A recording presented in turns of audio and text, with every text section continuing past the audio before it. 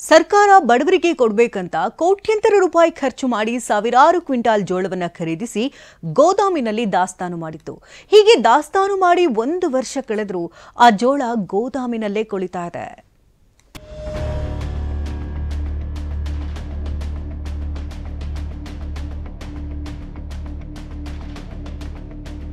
ಜೋಳದಲ್ಲಿ ಬಿಳಿ ಹುಳ ಬುಕ ಅಂತಿವೆ, ಕಪ್ಪು ಹುಳ ಎಗ್ಗಿಲ್ಲದೆ ಓಡಾಡ್ತಿವೆ.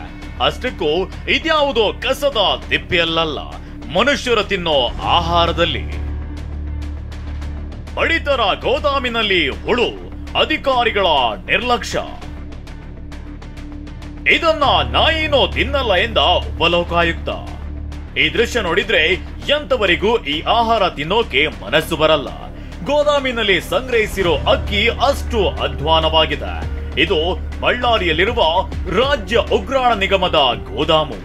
ರಾಜ್ಯ ಸರ್ಕಾರ ಬಡವರಿಗೆ ನೀಡಲು ಅಂತ ಸಂಗ್ರಹಿಸಿದ ಸುಮಾರು 40 ಕ್ವಿಂಟಾಲ್ ಜೋಳವನ್ನ ಇಷ್ಟು ದೊಡ್ಡ ಪ್ರಮಾಣದಲ್ಲಿ ಸಂಗ್ರಹಿಸಿದೆ. ಆದ್ರಿನ್ನು ಬಡ ಜನರಿಗೆ ವಿತರಣೆಯಾಗಿಲ್ಲ. ಸಂಗ್ರಹಿಸಿ ವರ್ಷಗಳೇ ಉರುಳಿರೋದ್ರಿಂದ ಸಂಪೂರ್ಣ ಜೋಳದ ದಾಸ್ತಾನಿನಲ್ಲಿ ಹುಳು ಬಿದ್ದಿವೆ.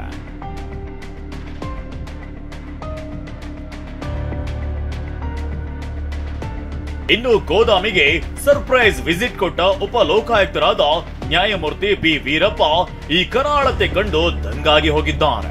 ಬಡವರು ತಿನ್ನುವ ಜೋಳಕ್ಕೆ ಹುಳು ಬಿದ್ದು ಕಬ್ಬೆದ್ದು ನಾರ್ತಿದೆ. ಇದನ್ನ ನಾಯಿನೋ ತಿನ್ನಲ್ಲ. ಇದರಲ್ಲಿ ಒಬ್ಬ ಅಧಿಕಾರಿ ಮಾತ್ರವಲ್ಲ, ಸಚಿವರು, ಸರ್ಕಾರ ಎಲ್ಲರೂ ಇದಕ್ಕೆ ಹೊಣೆ. ನಾಗರಿಕ ಸಮಾಜ ತಲೆ ತಗ್ಗಿಸುವಂತಾಗಿದೆ. ನಿರ್ಲಕ್ಷ್ಯ ಮಾಡಿದವರ ಮೇಲೆ ಕ್ರಮ ಆಗ್ಲೇಬೇಕು ಅಂತ ಗರಂ ಆಗಿದ್ದಾರೆ. ಇಷ್ಟೊಂದು ಅನ್ಯಾಯ, ಸುಮಾರು ಲಕ್ಷಾಂತರ ಜನ ತಿನ್ನುವಂಥ ಆಹಾರ ಬಿಸಾಕ್ಬೇಕು, ಹಾಗಾದ್ರೆ ಕಳ್ತಾ ಇದೀವಿ ಅಂತ. ಅದಲ್ಲದೆ ಹೆಂಗ್ ತಿಂತಾರ್ರಿ ಅದು? ಇಲ್ಲ, ಈ ಎಲ್ಲ PDS ನಮ್ಮ ಪಡಿತರ ಸಿಟಿಗೆ ಕಳ್ಸೋದು. ಇದು ಮನುಷ್ಯರಲ್ಲ, ನಾಯಿಗಳಿಗೆ ಮಾಡಿದ್ರು ವಾಸನೆಯಾಗಿ ತಿನ್ನಲ್ಲ, ಅವು ಪ್ರಾಣಿಗಳು ತಿನ್ನಲ್ಲ. ಸರ್ಕಾರ ಕೋಟ್ಯಾಂತರ ರೂಪಾಯಿ ಹಣ ಕೊಟ್ಟು ಜೋಳ ಖರೀದಿಸಿದೆ.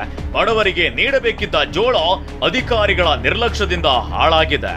ಬೇಜವಾಬ್ದಾರಿ ಅಧಿಕಾರಿಗಳ ವಿರುದ್ಧ ಕ್ರಮಕ್ಕೆ ಎಲ್ಲೆಡೆ ಒತ್ತಾಯ ಹೆಚ್ಚಿದೆ. ಇನ್ನು ಈ ಬಗ್ಗೆ ಗೋದಾಮಿನ ವ್ಯವಸ್ಥಾಪಕರನ್ನ ಕೇಳಿದ್ರೆ ನಮಗೆ ಸರ್ಕಾರದಿಂದ ರಿಲೀಸಿಂಗ್ ಆರ್ಡರ್ ಬಂದಿಲ್ಲ ಅಂತಾರೆ. ಇನ್ನು ಆಹಾರ ಮತ್ತು ನಾಗರಿಕ ಸರಬರಾಜು ಇಲಾಖೆ ಅಧಿಕಾರಿಗಳು ತಲೆಮರೆಸಿಕೊಂಡು ತಿರುಗಾಡ್ತಿದ್ದಾರೆ. ಆಫ್ಟರ್ 6 ಮಂತ್ಸ್ 1 ವರ್ಷದವರೆಗೂ ಕೂಡ ನಮ್ಮ ಗೋದಾಮಿನಲ್ಲಿ ದಾಸ್ತಾನಾಗಿರುವ ಕಾರಣ ಕರ್ನಾಟಕ ಸರ್ಕಾರದ ವತಿಯಿಂದ ಮತ್ತು ಕೃಷಿ ಮಾರಾಟ ಮಂಡಳಿಯವರ ಕಡೆಯಿಂದ ನಮಗೆ ರಿಲೀಸಿಂಗ್ ಆರ್ಡರ್ಗಳನ್ನು ರವಾನಿಸದೇ ಇರುವ ಕಾರಣದಿಂದ ಸರಕಿಗೆ ಸ್ವಲ್ಪ ತೊಂದರೆ ಆಗಿರ್ಬೋದು. ಆದರೆ ನಮ್ಮದು ಇದರಲ್ಲಿ ಸರಕು ತೊಂದರೆ ಆಗಿರುವುದಕ್ಕೆ ನಮ್ಮ ಒಂದು ಇಲಾಖೆ ಅಥವಾ ಉಗ್ರಾಣ ವ್ಯವಸ್ಥಾಪಕರಾದ ನಾನು ಜವಾಬ್ದಾರಿ ಆಗುವುದಿಲ್ಲ. ಒಟ್ಟಾರೆ ಒಂದು ತುತ್ತು ಅನ್ನಕ್ಕೂ ಗತಿ ಇಲ್ಲದೆ ಅದೆಷ್ಟೋ ಮಂದಿ ನೀರು ಕುಡಿದು ಬೀದಿಯಲ್ಲಿ ಕಾಲ ಕಳಿತಿದ್ದಾರೆ. ಇಲ್ಲಿ ನೋಡಿದ್ರೆ ದೊಡ್ಡ ಪ್ರಮಾಣದ ಜೋಳ ಹುಳು ಬೀಳ್ತಿದೆ. ಸರ್ಕಾರ ಇನ್ನಾದ್ರೂ ಎಚ್ಚೆತ್ತುಕೊಳ್ಳಬೇಕಿದೆ. ವಿನಾಯಕ್ ಬಡಿಗೇರ, TV9 ಬಳ್ಳಾರಿ.